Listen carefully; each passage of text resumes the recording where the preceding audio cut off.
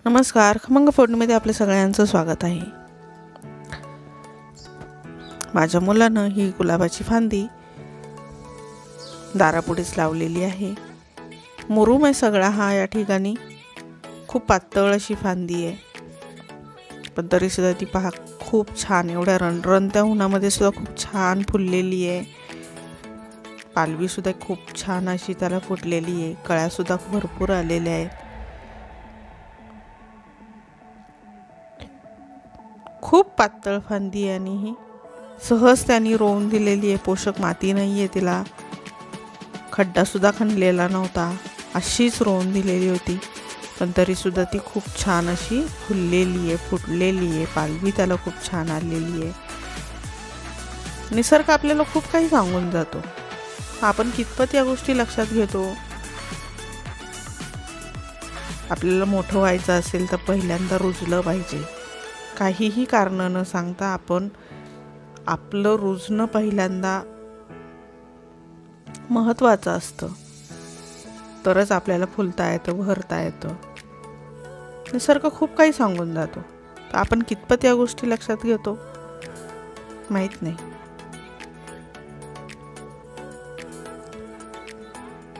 या ठिकाणी मी हा ब्लाऊज शिवलेला आहे, पाहू शकता।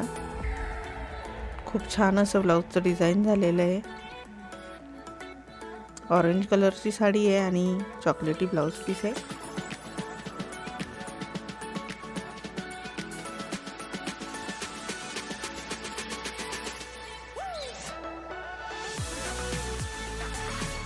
पानगळा हे करून असं डिझाईन मी या ब्लाउजला केलेलं आहे।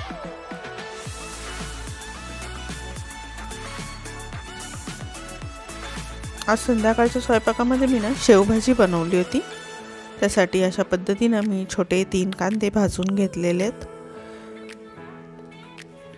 आता कढईमध्ये थोडंसं तेल टाकून यामध्ये आपण थोडेसे खोबऱ्याचे काप आहेत ते भाजून घेऊयात। चांगले लाल होईपर्यंत भाजून घ्यायचे आहेत आपल्याला। तसंच वाटणामध्ये मी या ठिकाणी साधारण 1 इंच आल्याचा तुकडा घेतलेला होता, 10-12 लसणाच्या पाकळ्या घेतलेल्या आहेत व थोडीशी कोथिंबीर।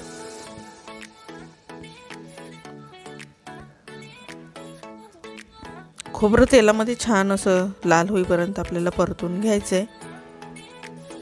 खोबरं आपलं परतायला लागलेलं आहे।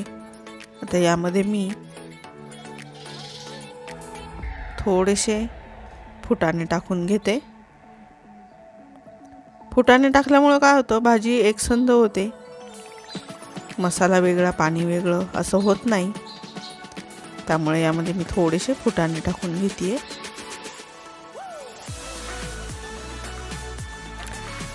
चांगले लाल होईपर्यंत परतून घ्यायचंय।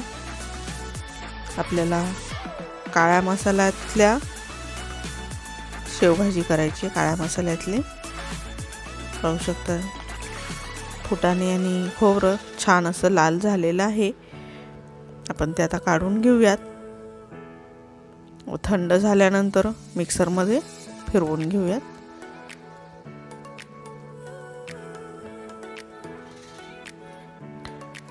पाहू शकता कांदे सुद्धा यामध्ये मी घेतलेले आहेत। आता हे वाटण आपण बारीक वाटून आणूयात। वाटण बारीक वाटून आणलेलं आहे व आता त्याच कढईमध्ये मी अजून तेल टाकून घेत आहे। साधारण 3 पळी तेल मी यामध्ये टाकलेलं आहे।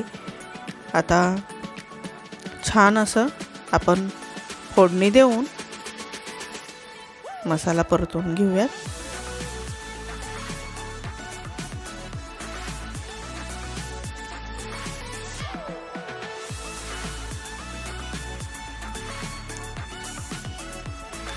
जिरी मोहरीची फोडणी या ठिकाणी दिलेली आहे, थोडंसं हिंग टाकलेलं आहे फोडणीमध्ये आणि जो आपण वाटून आणलेला मसाला आहे ना, तो आपण यामध्ये टाकून घेऊयात।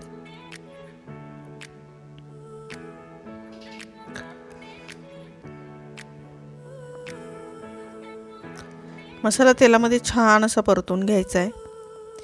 यामध्ये जे मसाले टाकणार आहोत त्यामध्ये मी 1 चमचा काश्मीरी लाल तिखट घेतलेले आहे, अर्धा चमचा हळद, 1.5 चमचा धना पावडर आणि अर्धा चमचा आपलं घरगुती लाल तिखट आहे ना ते घेतलेलं आहे. 1.5 चमचा यामध्ये मी शेवभाजीचा जो मसाला मिळतो बाजारातून आणलेला तो घेतलेला आहे. कोणत्याही कंपनीचा घ्या, तुमच्या इथे जो उपलब्ध होईल तो. मिक्सरचं भांडं करून आपण पाणी टाकून घेतलेलं आहे व मसाला यामध्ये एकसारखा करून घेतलेला आहे.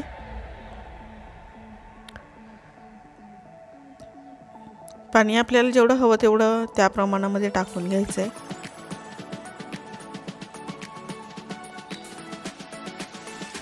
आता यामध्ये आपण चवीनुसार मीठ टाकून घेऊयात.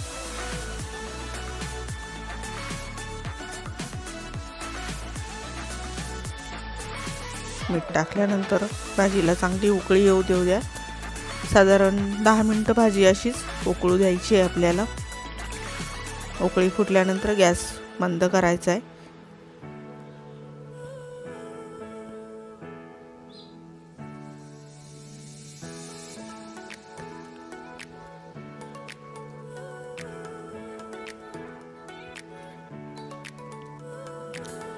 आमटीला छान उकळी फुटलेली आहे.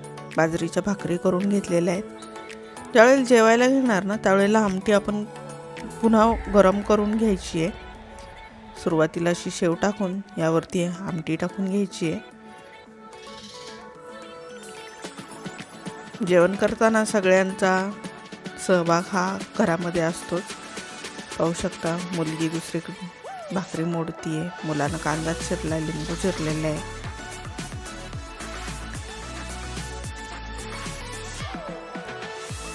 तर याबरोबर कांदा, लिंबू, बाजरीची भाकरी खूप छान असा बेत होतो.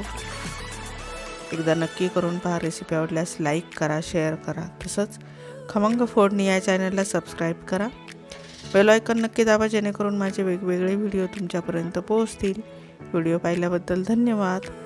रेसिपी आवडल्यास लाईक करा.